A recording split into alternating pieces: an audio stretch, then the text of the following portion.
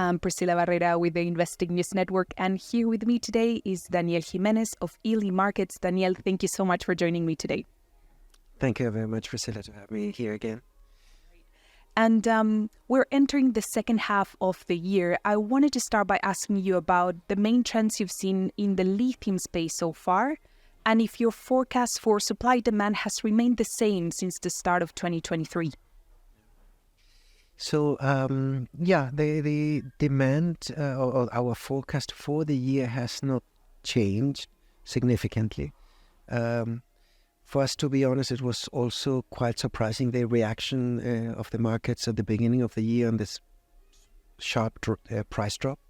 Because when we were looking at the 12-month perspective, it looked to us always that it was going to be a tight supply-demand balance for the year. The thing is, in this industry, we have seasonalities, and that played a role. I think there was indeed inventory accumulations at the battery level at the end of last year. But all in all, when you make the sum of total demand, total supply, I mean, they're clearly for the year, at least in our models, we didn't see those surpluses that would have justified this price drops.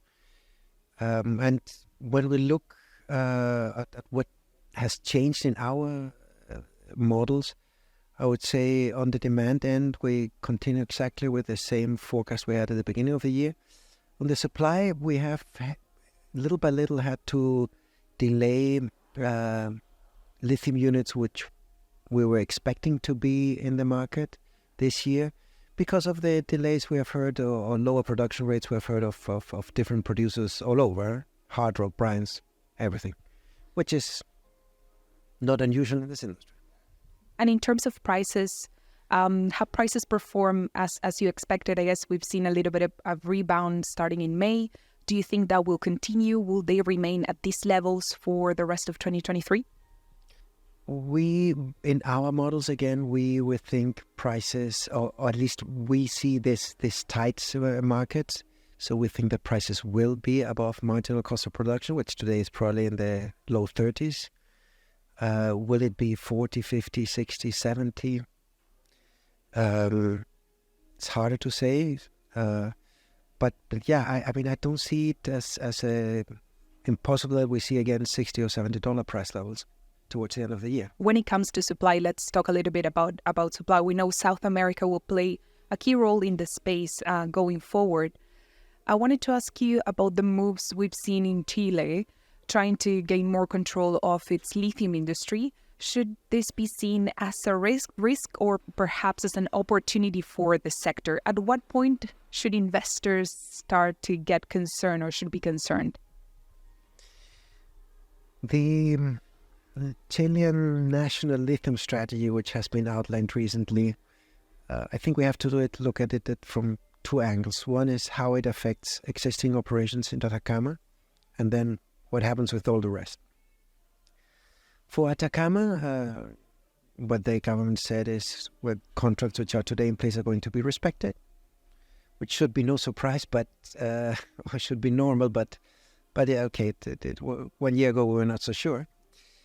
So we know SQM is going to operate there through 2030 and Albemarle through 2043.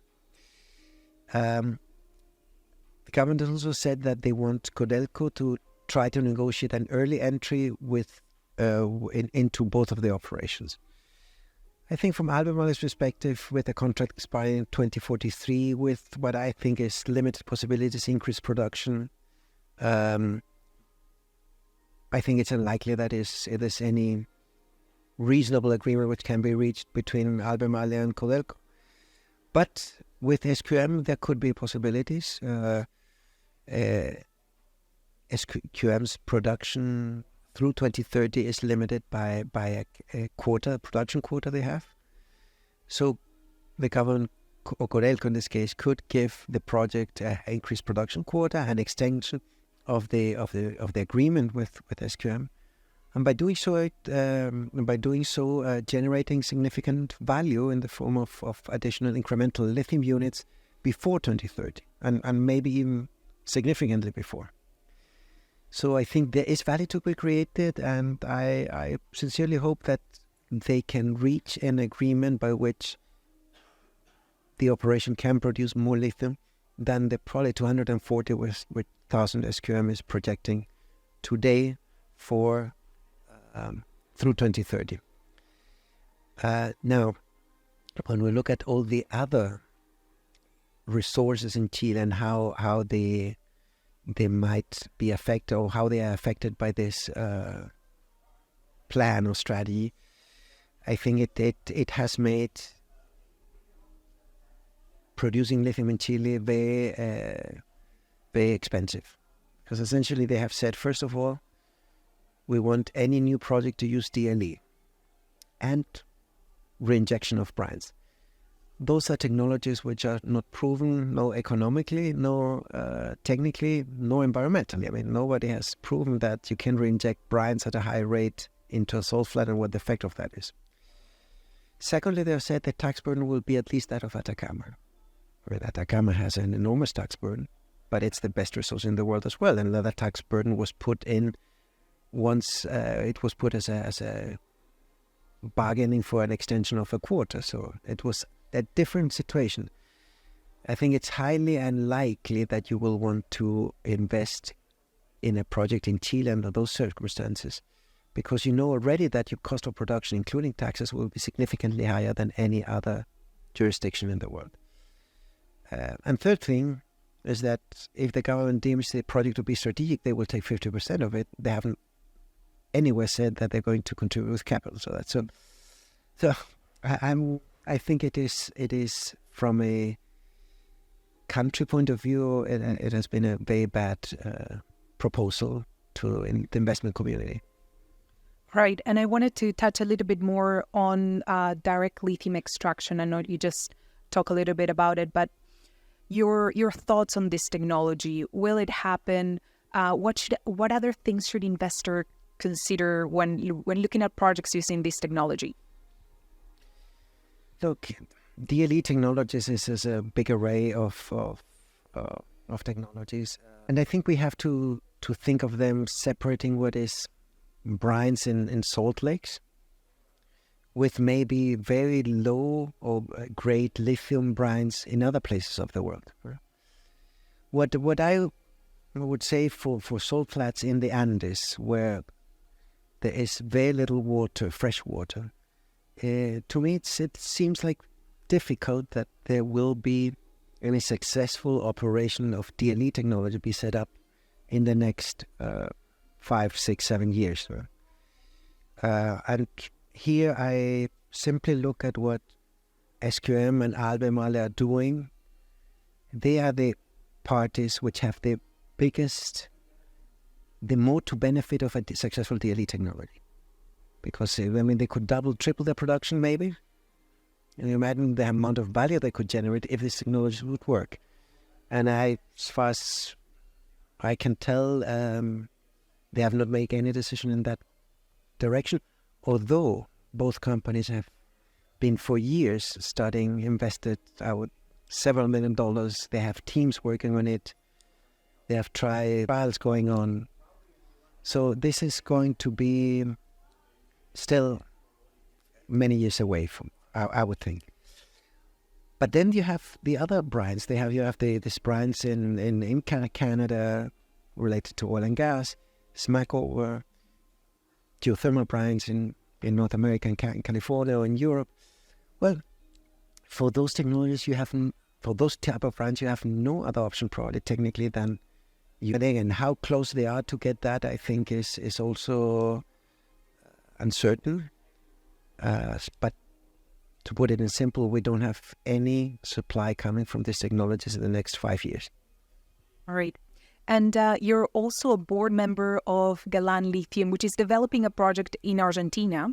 I wanted to ask about supply from that country, and what do you see as the main challenges projects in Argentina are facing today to move forward? Yeah. Well, Argentina has been a very attractive jurisdiction to develop lithium projects, brine projects. Lithium, differently to Chile or differently to Bolivia, lithium is treated like any other metal. And that's why we see Argentina with today I think last time we covered 30-something projects, lithium projects in Argentina.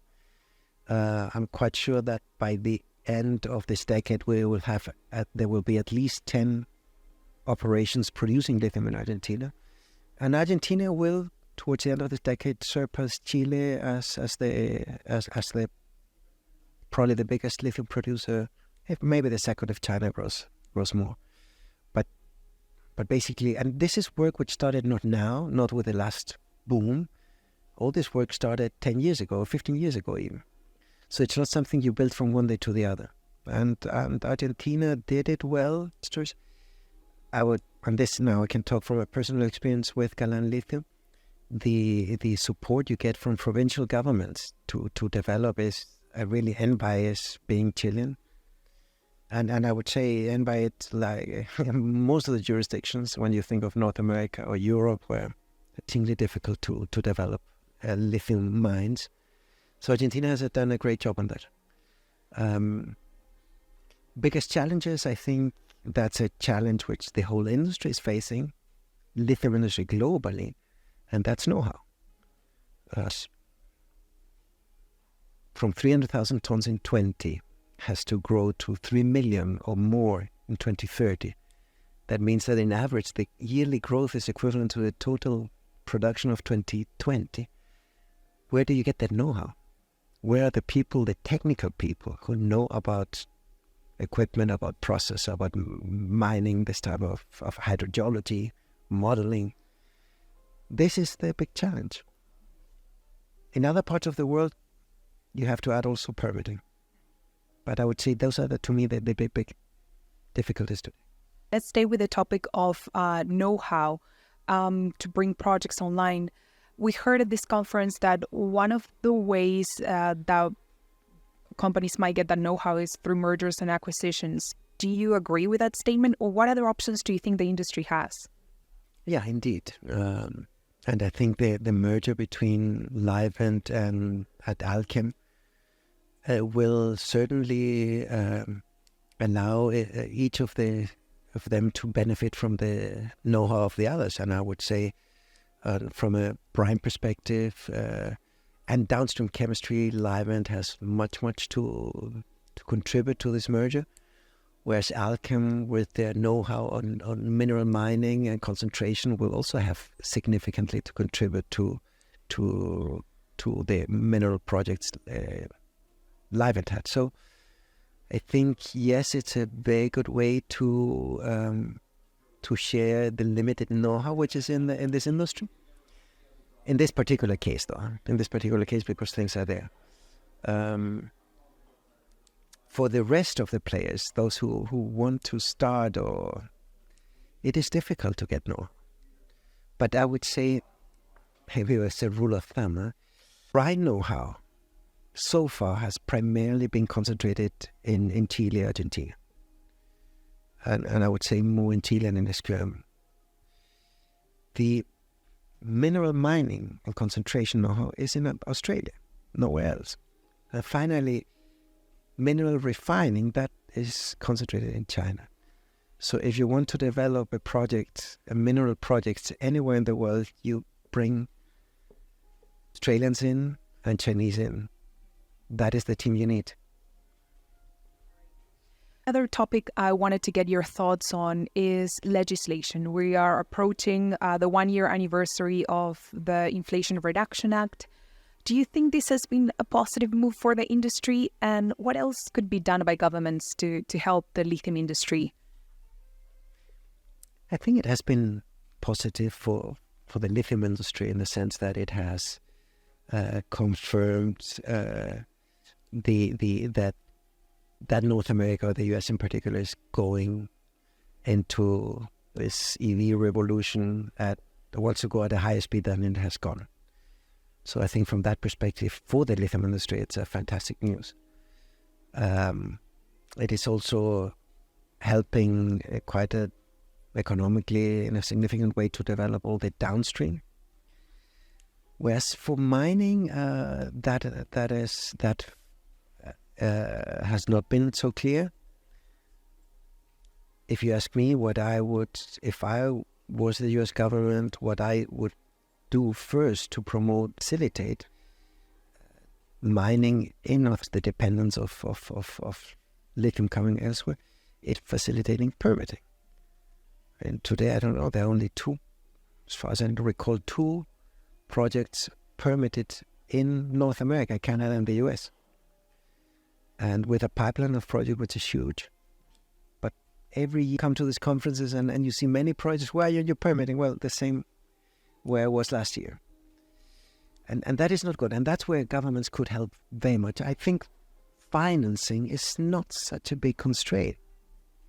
Not such a big constraint. If investors need that projects can be developed, they will be willing to risk. All right, and it's interesting. It does seem that governments are competing to get that electric vehicle and battery manufacturers set up in their countries. So do you think mining will ever get that type of funding, help, or attention from governments? Again, I would be very thankful if they would solve permitting problems and let us, the miners, solve the financing problem, because I'm sure investors will be eager to invest in mining if they know that one of the big hurdles they have today is not so big. All right. My last question for you today is, what other catalysts should investor pay attention to for the rest of 2023 that could impact this space? I think we, and this is not only for this year, this is for the coming years. EV sales is something which we need to follow. That is really what is triggering all of the demand, or most of the demand. I think 2023 will also be an interesting year from a supply perspective, because we will start seeing the first greenfield projects starting production. I think after the last one might have been 2018. And that will also show us a little bit the reality about how quickly or not can new projects ramp up. I would say in general there's a oversimplification of what the challenges are to bring supply into production. So we will see this year. Towards the end of the year, it will be interesting to compare what was being announced at the beginning of the year, what really happened towards the end of the year. One last thing also on the supply end, I would say to me the biggest uncertainty on supply, medium term, is Africa. There's too much activity going on in Africa, which we have no visibility over it, primarily by Chinese companies, which have been willing to take big risks in order to secure, to understand what's going on, and also to secure eventual feedstock. And I would say that is probably what, looking into a 4 or 5 years perspective onwards, could change a little bit the supply scenario. Unforeseen supply, which we cannot imagine today. All right, Daniel, thank you so much for joining me today. Thank you very much. Happy to be here, Priscilla, and hope we can catch up and see how the year ends compared to what we were thinking today.